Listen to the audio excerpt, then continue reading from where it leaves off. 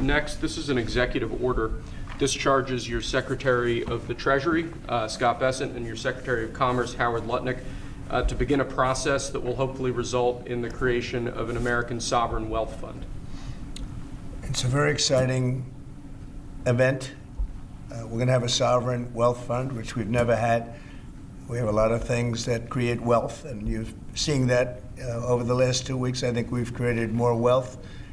Other people have created de-wealth, the people, my predecessors. We're creating a lot of wealth.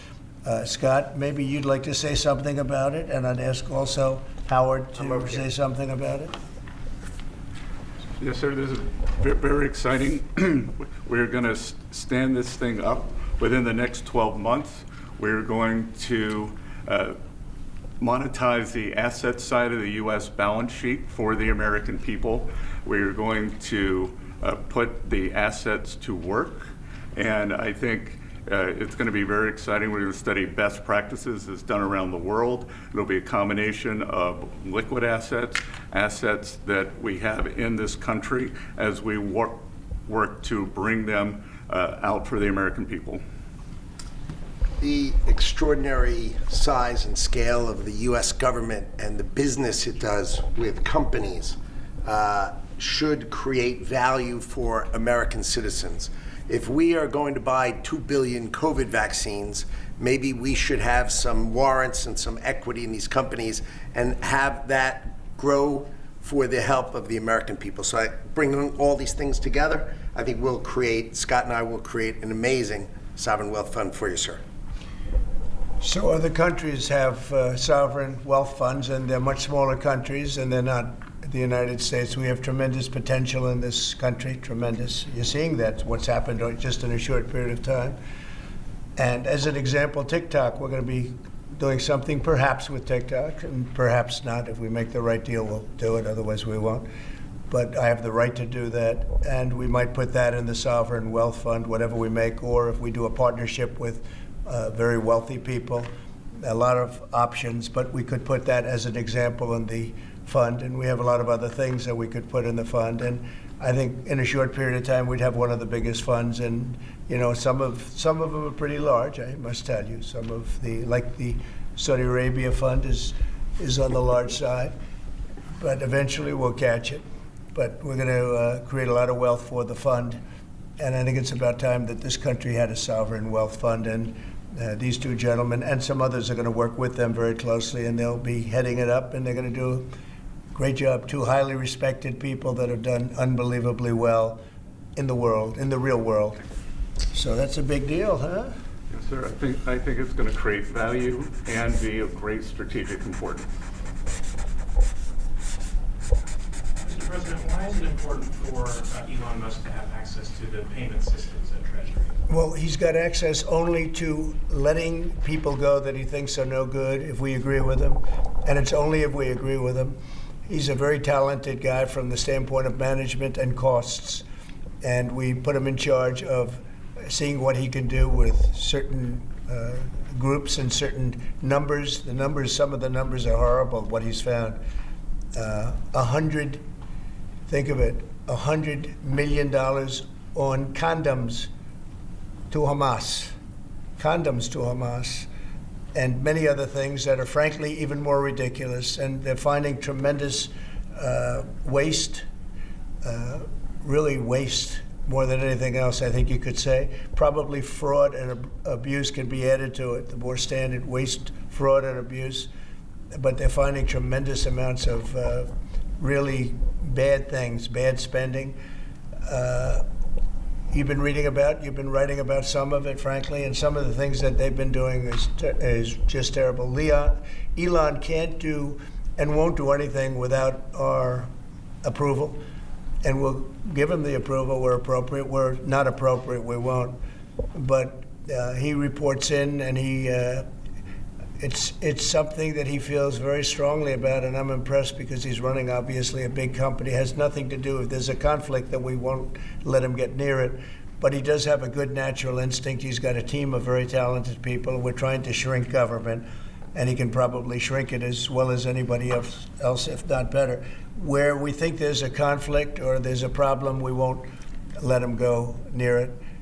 But he has some very good ideas, and we have a lot of very other talented people also. We're bringing in the most talented people in the world. By the way, we just unrelated, but we have two of the most talented people in the world, the legendary Rupert Murdoch and Larry Ellison. So they are two legends in business, publishing, and probably every other. Rupert is Larry pretty much in a class by himself, right? I mean, although you may have a couple of bucks more, I don't know, but Rupert is in a class by himself. He's an amazing guy, and Larry is Larry. Larry is one of the most serious players anywhere in the world. So it's an honor to have you. This has nothing to do with you people, but they're here, and I thought it would be appropriate. I'm sure you didn't recognize them. They're all going crazy. They're saying, "What are they doing here?" Thank you, sir. Mr. President, on the tariffs, is there any chance that Canada or China could also get out of the tariffs after you struck a deal with Mexico? Well, nobody's out with Mexico. We had a great talk with Mexico, and we had President Sheinbaum is a woman. I like her very much, and we've had good relationships, but we have to stop fentanyl from coming in, whether I like somebody or not, and we have to stop the illegal aliens from coming in. I think we've lost 200,000 people on average a year for many years, much higher than the 100,000. Could be even closer to 300,000.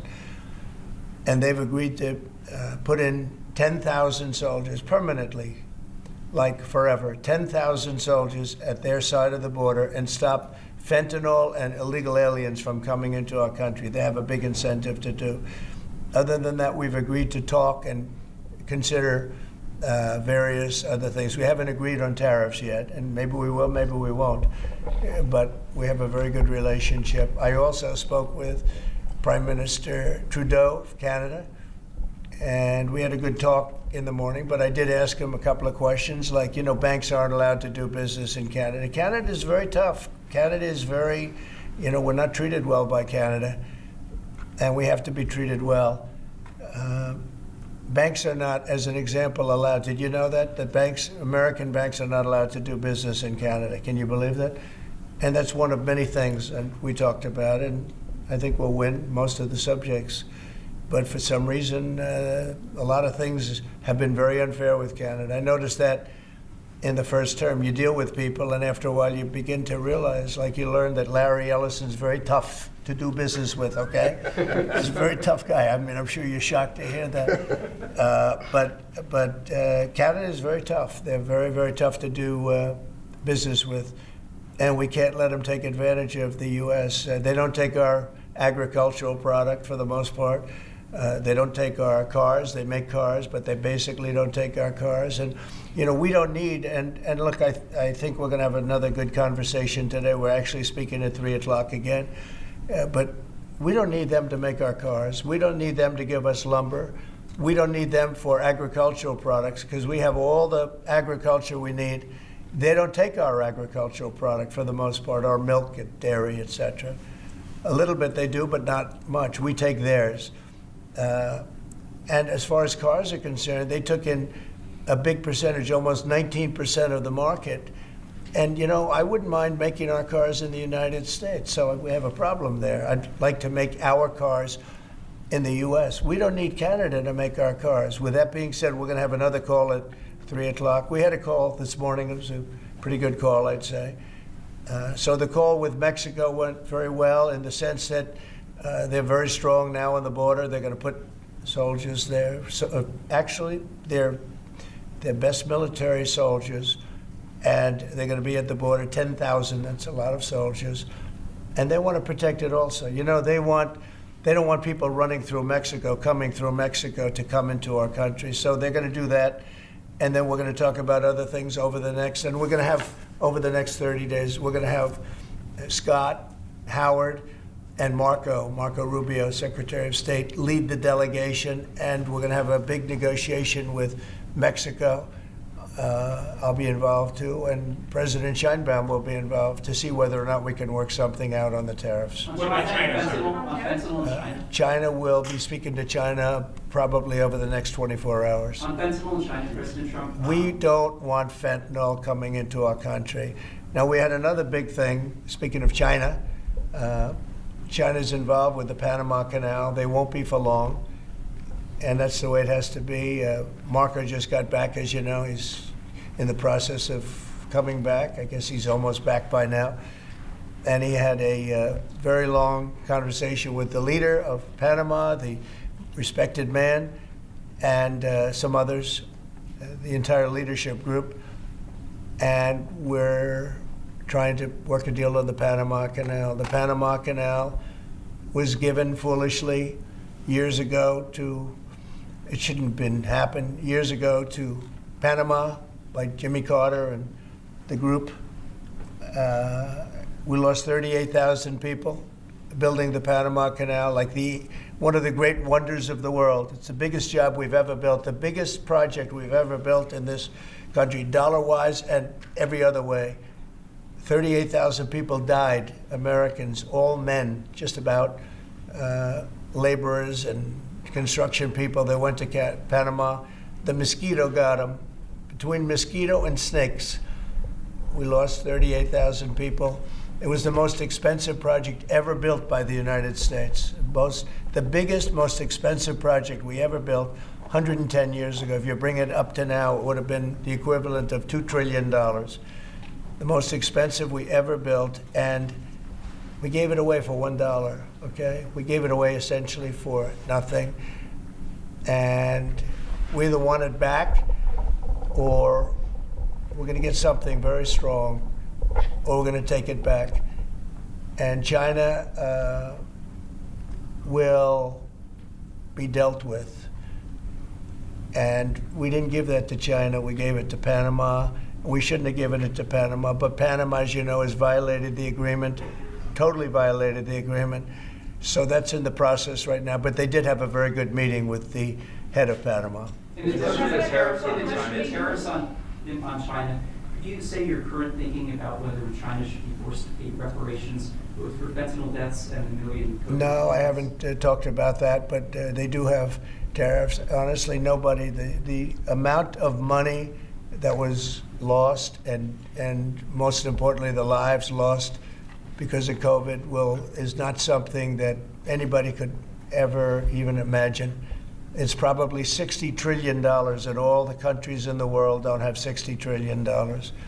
The amount of death and the amount of destruction and the amount of money lost is probably $60 trillion. I had it figured by people about 3 months ago. I just said, figure it out. Nobody knows what the real number is, but it's almost an infinite number.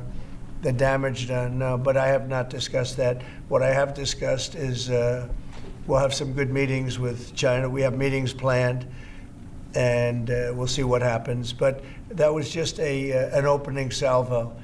If we can't make a deal with China, then the tariffs will be very, very substantial. Okay, I'm going to sign this one. Sir, this is, you've obviously made making America healthy again a key priority of this administration. A key component of that is obviously heart health. This is a ceremonial proclamation declaring the month of February to be National Heart Month. Okay. I hear we're doing very well with nominations. We'll see, but it looks like we're doing very well with nominations. Mr. President, have you been involved